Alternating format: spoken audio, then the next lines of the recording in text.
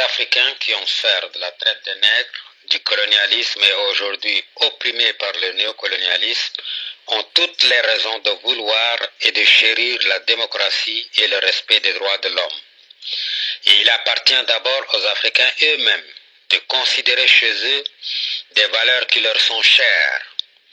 L'Occident peut les aider en payant à juste prix les matières premières, en effaçant l'ardoise de la dette, en ouvrant ses marchés, en favorisant le transfert du savoir, des techniques et des technologies et en mettant fin à ces ingérences hégémoniques.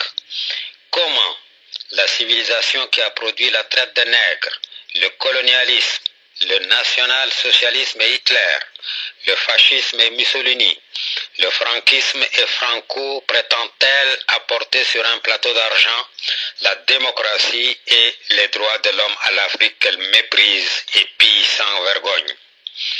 Nous croyons à la démocratie dans son acception la plus large, c'est-à-dire en ses principes majeurs qui sont universels. Mais son application pratique doit épouser les spécificités de chaque nation. Celles du Tchad sont complexes.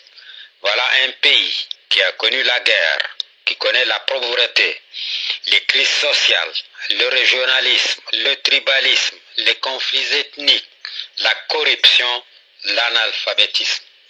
Voilà enfin un pays en proie aux ingérences extérieures françaises et libyennes et aux injonctions de la Banque mondiale et du Fonds monétaire international.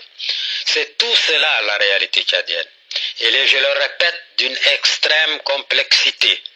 Chaque pays doit aller à la démocratie à son rythme, en essayant de surmonter ses handicaps et en tenant compte de ses réalités politiques, sociales et surtout culturelles.